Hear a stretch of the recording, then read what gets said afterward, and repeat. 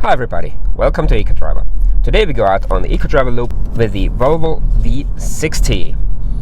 That's the station wagon from Volvo, 145 kilowatts, 197 diesel.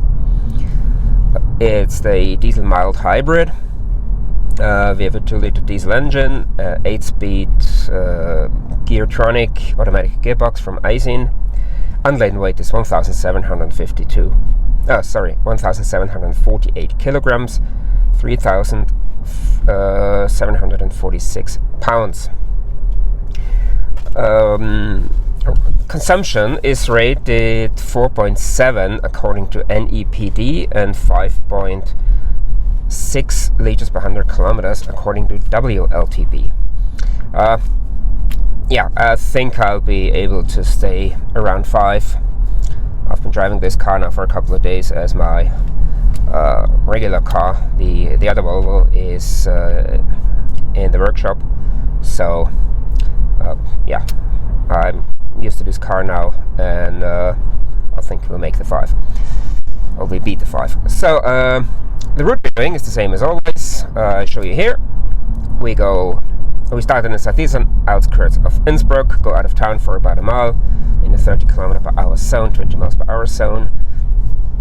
We then hit a climb, which elevates us around 360 meters, 1100 feet, followed by some rolling hills, a descent, some mixed roads with speeds ranging from 20 to 60 miles per hour, 30 to 100 kilometers per hour. Motorway, although we are restricted to 100 kilometers per hour there, 62 miles per hour. And at the end, 18 kilometers, 11 miles of city traffic. The cameras will be on all the time to show how am I driving to achieve the consumption I will have achieved at the end, and to show that there's no need to go extra slow in order to be efficient. And yes, after every section we check the overall and sectoral consumption, and at the end of the whole trip we analyze the data. Weather is much better today, so at least you have to get some idea of the scenery around here. And if you don't like the car, or me, at least enjoy the mountains. I hope you enjoy this, and I'll talk to you later.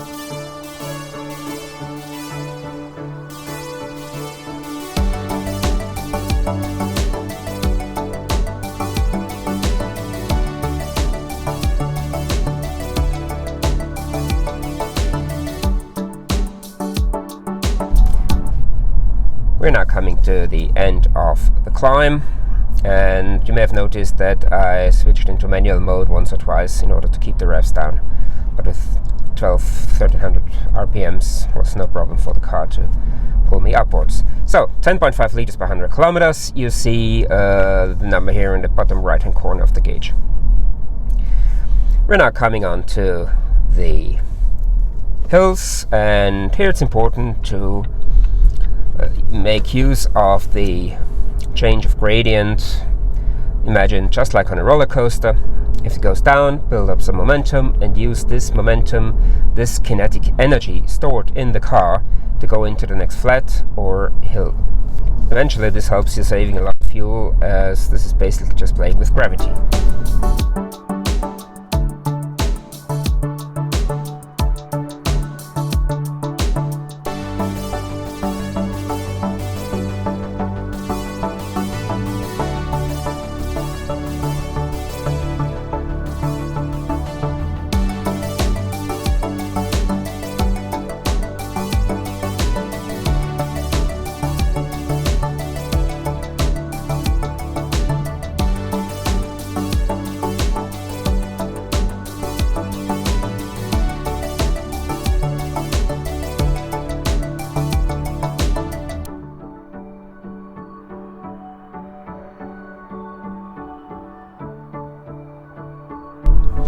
7.9 liters per 100 kilometers at the end of the hills.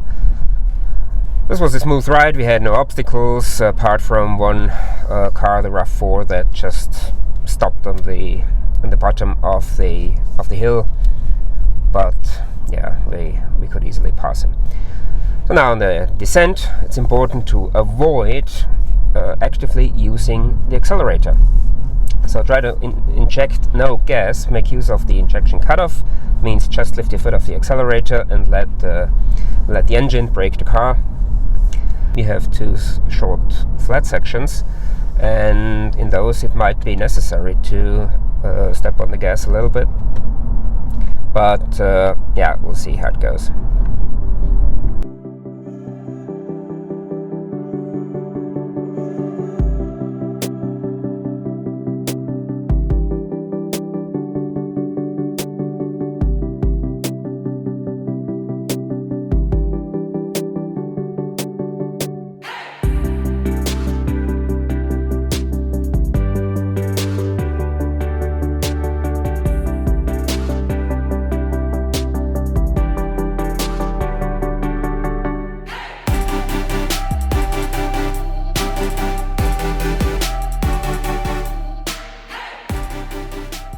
.5 liters per 100 kilometers at the end of the descent. You may have noticed the first flat section was okay. I could pass it without using any diesel. The second one, not really, as we had this slow Volkswagen Caddy in front of us who prevented us from entering the flat bit with enough momentum. And then we also had the yellow bus coming around the corner at the wrong time, so we had to brake a little bit. Anyway, we're now hitting the mixed roads, speeds ranging from 30 to 100 kilometers an hour, 20 to 62 miles per hour. The important thing here is, if you have changes of speed, reductions of speed, try to lift your foot off the accelerator early enough in order to avoid braking when you come to a lower speed restriction.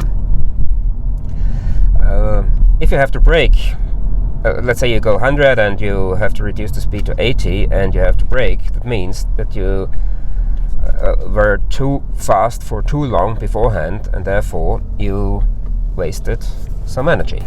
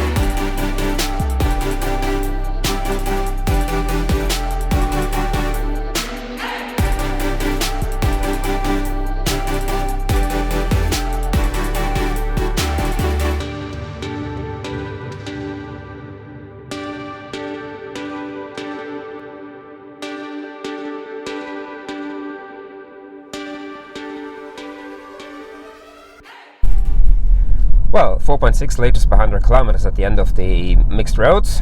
That's not too bad. Apart from one incident where we had to brake because cars in front of us were not able to surpass or bypass a cyclist or overtake a cyclist quickly enough, it was a rather uneventful ride on the mixed roads, and yeah, you see the result, 4.6.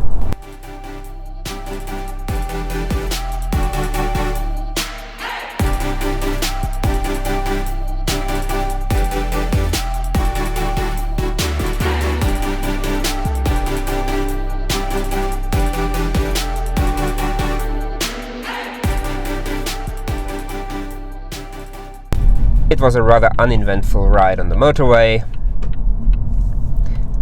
We could go rather constantly, and you saw the instant consumption.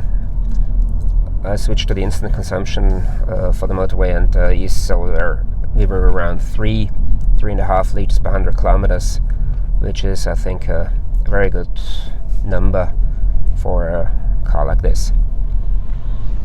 We're now coming on to the city traffic, and with this car we have a start-stop automatic. That means if the car stops, the engine goes off. So try to really bring the car to a standstill, that the engine switches off, and only start moving the car and start running the engine by tipping on the accelerator or putting in the gear, whatever, when you can start moving the vehicle. If you see the traffic light 10 cars in front of you is turning green, it doesn't make sense to start the engine because you can't start move the vehicle yet. Only do this when the vehicle in front of you is starting to move, then switch on the engine, or make the engine come on.